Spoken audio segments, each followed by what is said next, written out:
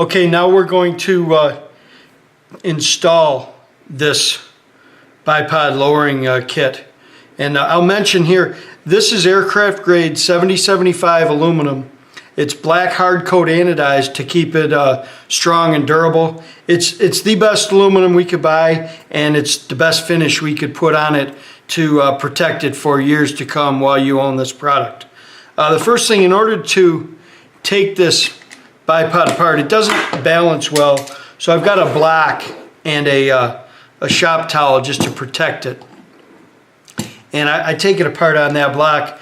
This is a T10 Torx driver, and I'll go and loosen up all these screws. These 8 screws here are the ones which have to be removed in order to pull this plate off of your bipod. Now, you're going to be replacing everything with the original equipment hardware, and so nothing on the outside of this will be altered in this installation, and you end up keeping the original equipment as well. So if you ever had a problem with the bipod, you could return it to original state, and it would still be under warranty with Phoenix, because we really don't alter anything in the bipod. Okay, now before we pull all these screws out, I'm going to loosen this mariner's wheel. This is a 3/16 Allen wrench, and I just kind of hold the wheel, loosen it, just kind of break it loose, and I'm going to back it out maybe 3/16 to a 1/4 inch, just so that mariner's wheel comes back. The reason is there's some Belleville washers under here, and I don't want them to bind when we're pulling this plate off. So now I'm going to have to remove these other 7 screws. These are number 440. And I'll warn you, when you go to put them back, you want to set them in the hole and run them in reverse till you hear a click, and then advance them forward. These really small screws tend to cross thread really easy, and you don't want to tear up the aluminum. So just take care when you're putting them back in. Run them in reverse, you'll hear the click, and then turn them forward, and they'll catch on the threading. So here's the last one here. Set this aside. Now, because I've loosened up these Belleville washers, I'm ready to pop this plate off, and I'm going to show you. You got to pull it up straight, and you got to kind of hold the legs down and balance this thing, because you don't want everything bouncing. I'm actually making that harder than it seems, or than it actually is. But you pull that up, set it aside, and you want to make sure these 4 washers are intact. Sometimes one will stick down in the cover, but in this case it didn't. But anyway, we've got it pulled apart. These are those Belleville washers I was talking about. And right now our next step is to pull his cant device off of here. And we provide this T-handle wrench with the kit for installing ours. So you'll use this T-handle wrench, and it's important when you pull this off, set this aside and save it. You may need it at a later date, but keep his screws with his, keep ours with ours. We've altered these to make them fit so that we could do this ambidextrous. I could mount it this way or that way, and you got to use our screws though, you can't use his. So what I'm going to do is put it for a right-handed shooter so that you tighten up your Picatinny rail from the right side. So I'm going to just put that device in there.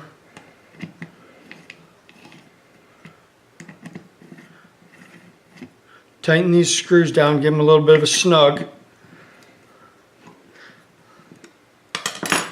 And you see that'll move now that you've got that mariner's wheel loosened up. So important thing is not to have it jump out of there and get these gears, you know, out of time. It's best just to leave it like that. Now's a good time if you want to put some grease in there, or maintain it, clean it if you've been using yours for a while. But now we can put that plate back on. And again, You want to watch and not crunch these Belleville washers in here, and we've got to get this square lined up with this here and these 4 axles lined up. So it takes a little bit of maneuvering, and then once it falls in, it's going to be like a perfect fit. So now I'll show you putting these in, and you'll hear the click. Did you hear that click right there? And then I know the thread is engaged. So I'm just going to drop all the 7 others in real quick.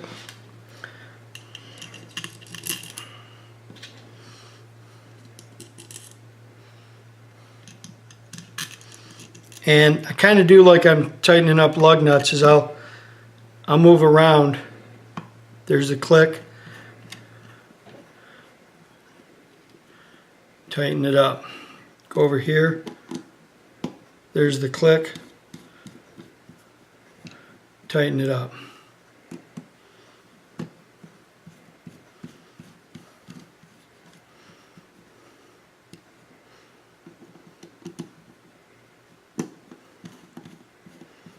And again, this is a T10 Torx.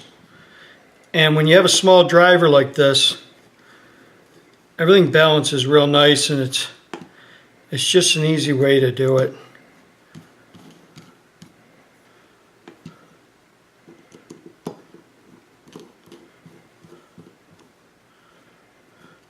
So I'll just go around, hit each one of them again.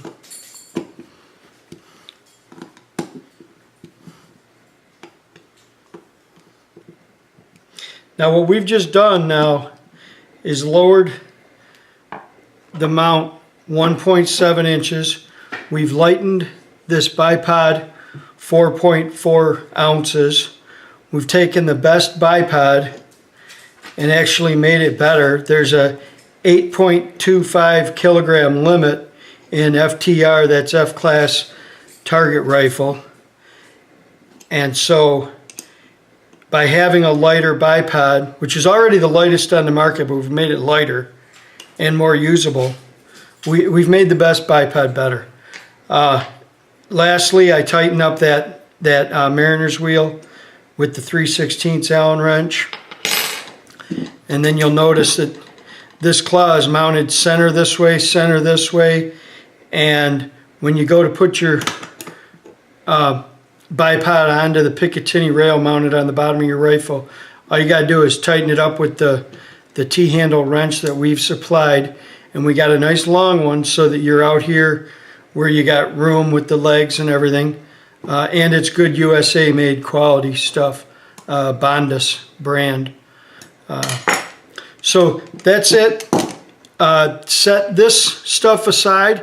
If you ever want to return your bipod to original, you can.